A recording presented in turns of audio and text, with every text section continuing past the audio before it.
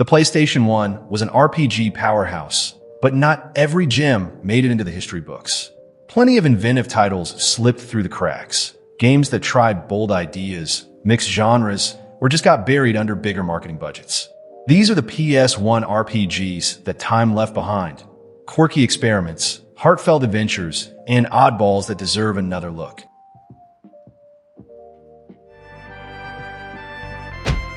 Camelot Software, later known for Shining Force, released Beyond the Beyond in 1995 as one of the PlayStation's early JRPGs. At launch, it looked straightforward. A party-based adventure, turn-based combat, tile-style towns, and a fantasy plot about a young hero confronting an ancient evil. A lot of reviews called it generic. Random encounter rates felt excessive, load times were long, and the narrative leaned on familiar tropes. When cinematic PS1 RPGs like FF7 and Wild Arms arrived, this was easy to overlook. Return to it now, and a different picture emerges. Judged on its own terms, the game is a modest experiment bridging 16-bit comfort and polygon-era ambition. Its combat includes an active playing timing mechanic. Hit the prompt at the right moment and your attack or defense gets a meaningful boost, so battles feel more interactive than the era's typical menu wrestling. The campaign keeps a compact focus, avoiding the padded detours that plague many longer RPGs. That restraint gives the experience a tidy pace and a satisfying forward motion. Where the title genuinely shines is in its music. Motoi Sakuroba's compositions elevate ordinary encounters into memorable moments, lending emotional heft that the plain visuals can't. Towns and dungeons are modestly realized but carefully arranged, and exploration occasionally rewards patience with small, pleasant discoveries. It still shows its age. The presentation is simple, encounters can pile up, and the story rarely surprises. But as a historical snapshot of mid-90s development, one of the stepping stones from 16-bit sensibilities to polygonal RPG design, Beyond the Beyond is valuable. For players who enjoy low-pressure, old-school JRPGs and curious history, it's a patient, occasionally charming detour worth exploring. Before FromSoft became synonymous with punishing, atmospheric action games, they quietly released Shadow Tower in 1998, a stark, first-person dungeon crawler that foreshadows much of the studio's later obsession. The premise is unforgiving. Descend a cursed tower whose floors become stranger and more deadly with every descent. You're given almost nothing in the way of guidance. There's no on-screen map, no quest log, and exposition is sparse. Weapons and armor degrade. Healing supplies are rare, and enemies will punish hesitation. At the time, many players were put off by the rough presentation, sometimes muddy textures, dips in frame rate, and a cryptic story delivery that left newcomers bewildered. Yet those deliberate choices also create an atmosphere few PS1 titles attempted. The game relies on sound and environmental design to instill dread, metallic echoes in long corridors, distant unplaceable noises, and silence that feels like a threat. You are small in its spaces, and the game makes vulnerability a central emotion. Mechanically, it's notable too. Durability systems and scarce resources force meaningful decisions. Repair that weapon, conserve that potion, or avoid that corridor. Secret routes and looping geometry reward careful exploration. And the satisfaction of surviving a staged ambush or finding a shortcut back up the tower feels earned because the game rarely gives those moments away. It's undeniably clunky and sometimes maddening. But for players who value world building and purposeful, punishing design, Shadow Tower is an essential artifact. It reveals how procedural hardship, environmental storytelling, and difficulty as philosophy were present in FromSoft's DNA long before the Souls boom, making this title a raw, instructive blueprint for what came after. Released in 2000 by Tamsoft, Eternal Eyes tried to carve its niche as a monster-raising tactical RPG, but its low profile and modest production values kept it under the radar. You play as Luke, a young orphan who discovers he can awaken magical puppets called Mara dolls to fight alongside him.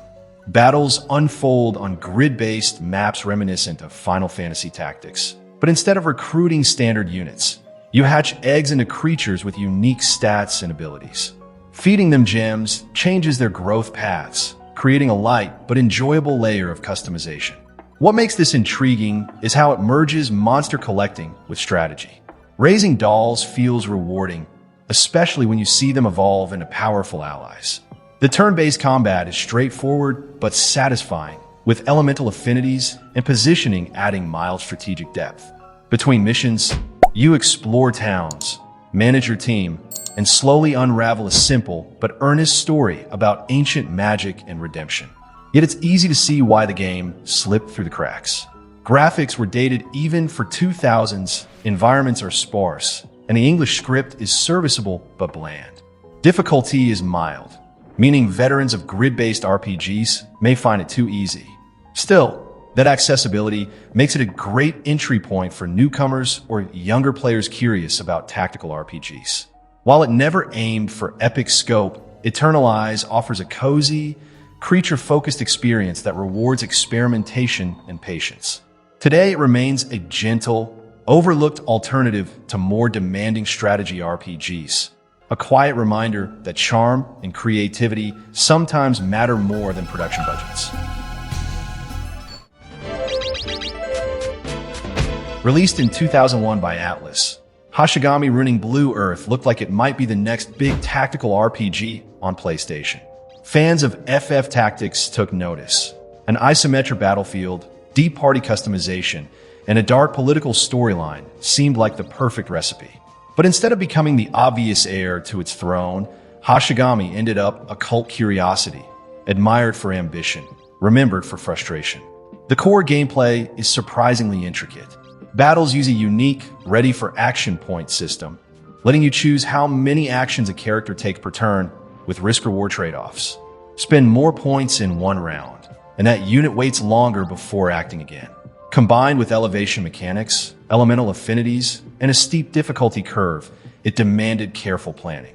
There's also an extensive deity system where pledging allegiance to different gods changes character growth and unlocks new skills, encouraging experimentation and multiple playthroughs. But that complexity came at a cost.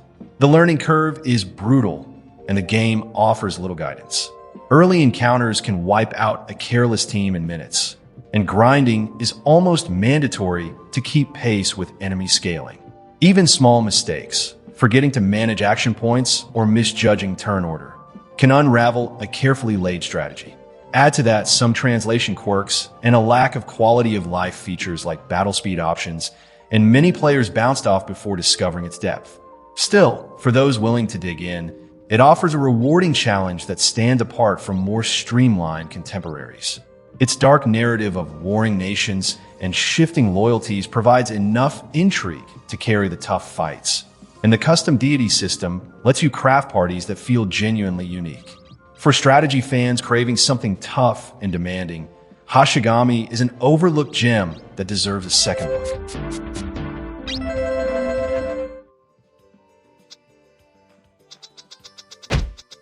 Among PlayStation RPGs, Thousand Arms stands out as a wonderfully odd hybrid of turn-based JRPG and dating sim, a combination that felt daringly fresh at the time.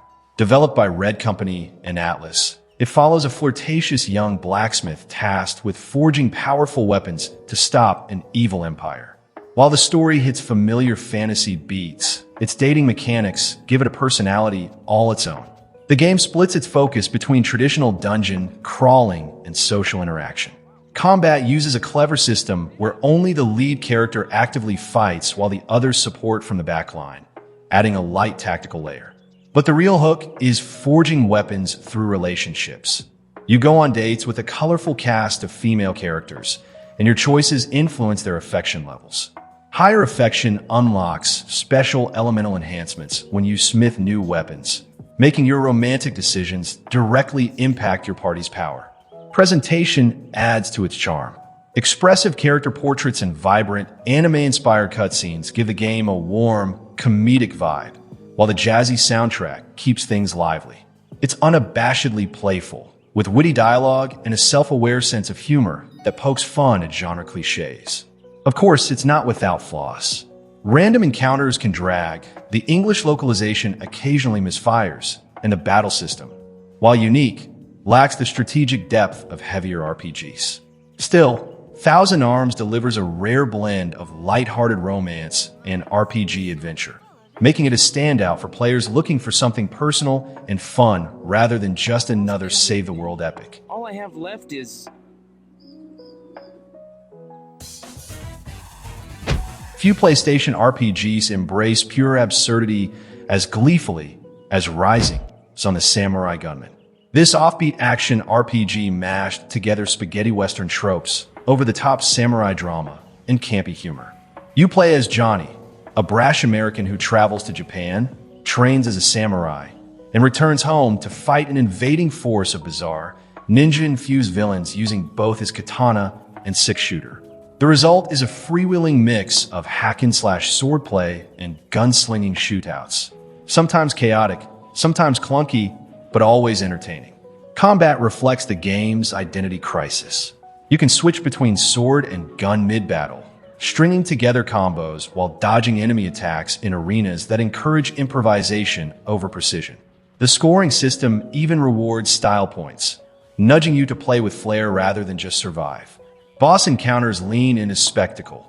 Giant mechanized foes, samurai cowboys, and outrageous special attacks punctuate each level with tongue-in-cheek drama. What really sets Rising Son apart is its tone.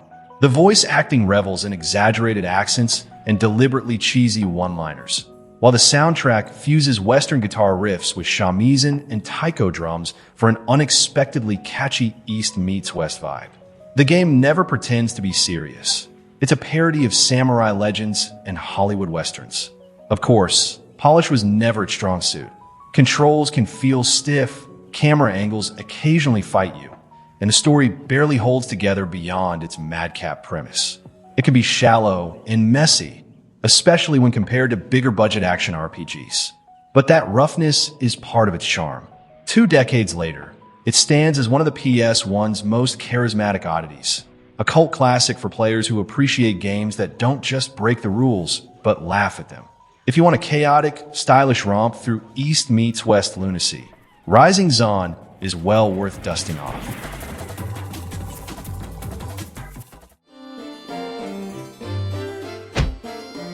Released by Konami in 1998, Azure Dreams is one of the PlayStation's strangest and most endearing hybrids. A roguelike dungeon crawler wrapped inside a lighthearted life sim and dating game. At first glance, you're exploring a single mysterious structure, the Monster Tower, whose floors are procedurally generated each time you enter. Your goal is to climb as high as possible, gathering loot, taming monsters, and pushing one level further before inevitable defeat send you back to the bottom. It's tense and unpredictable, with turn-based, grid-style combat that demands careful positioning and resource management. Yet the tower is only half the story. Between expeditions, you return to the desert town of Monsbea, where your efforts feed directly into a gentle town building and social sim layer.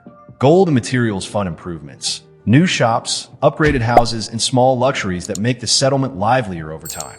You can also befriend or romance several townsfolk, each with their own short arcs and small rewards. That blend of roguelike challenge and slice-of-life downtime feels surprisingly modern, anticipating the loop that later games like Persona and Stardew Valley would refine. People weren't quite sure what to make of it. The visuals were serviceable but plain, and the randomized tower floors could feel repetitive. The English localization occasionally stumbled, and the difficulty spikes, especially in the tower's upper reaches, turned some players away. But every trip into the tower carried real stakes. Lose, and you forfeit equipment and items. Succeed, and the town grows alongside your character, making each victory tangible. Today, Azure Dreams stands out as an imaginative oddball, and its balance of high-risk dungeon crawling and laid-back community building gives it a cozy, yet challenging identity. For PS1 RPG fans hunting for something both experimental and surprisingly warm-hearted, this forgotten gem still feels refreshingly unique.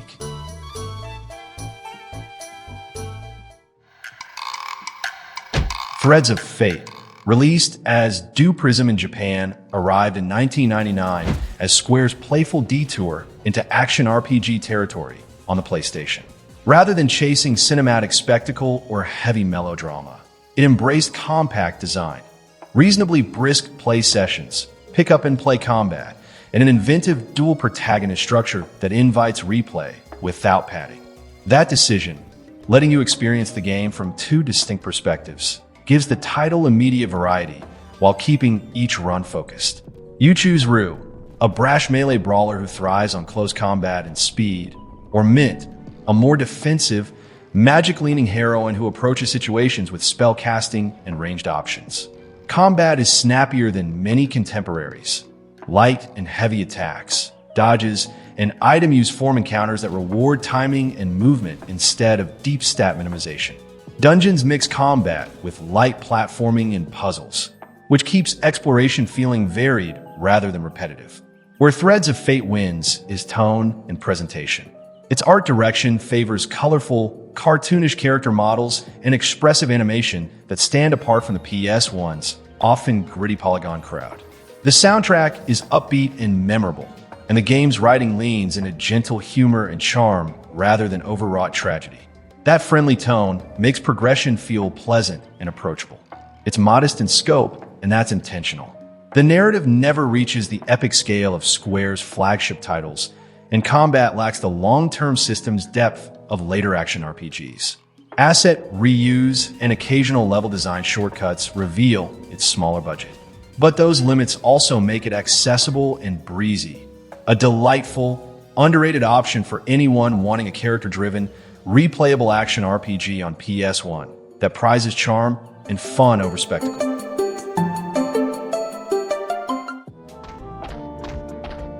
If most late 90s RPGs tried to impress with brooding drama and complicated lore, Guardian's Crusade went in the opposite direction.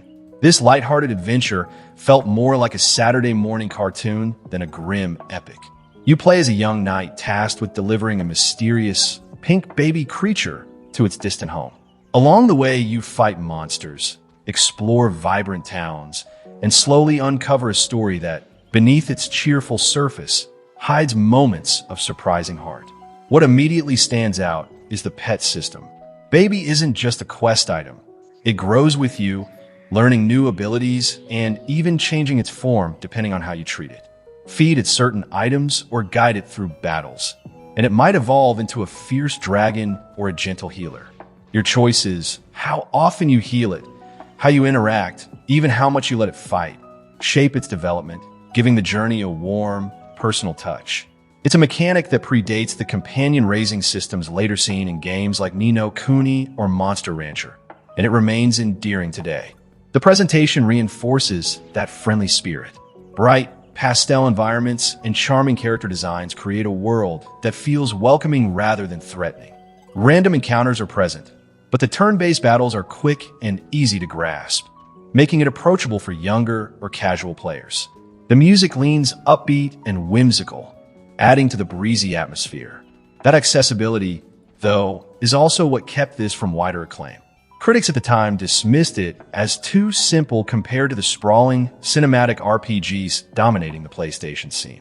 The story is straightforward, the difficulty mild, and the visuals, though colorful, look dated next to its flashier peers. Still, those qualities now feel like strengths. Guardian's Crusade offers a break from melodrama, delivering a genuinely charming adventure built around companionship and care. Long before CyberConnect 2 became known for the Naruto Ultimate Ninja games, the studio released Tail Concerto in 1998, a whimsical, steampunk-flavored action RPG that feels like a Saturday morning cartoon brought to life.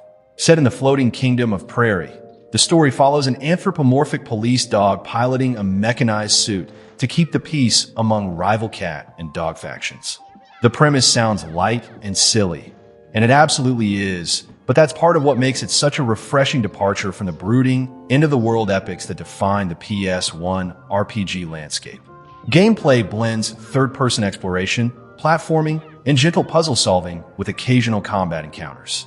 You can hover, grab objects, and fire bubbles to capture mischievous cat thieves, creating a loop that's more about playful problem-solving than hardcore battles. Levels are compact and carefully designed, encouraging exploration without ever feeling bloated. Visually, it was a quiet marvel for its time. Bright, colorful, cel-shaded graphics and expressive character animations gave the game a warmth that stood apart from the darker, more polygon-heavy look of many late 90s titles. The soundtrack, full of upbeat melodies and gentle orchestration, reinforces its cheerful tone. The entire presentation feels like an interactive storybook, something that appeals to both younger players and anyone looking for a cozy, feel-good experience. Its biggest hurdle was timing and exposure. Released with little marketing and overshadowed by heavyweight RPGs from Square Enix. Some dismissed it as too simplistic, noting its short length and low difficulty compared to genre giants. But those qualities are exactly what give it enduring charm.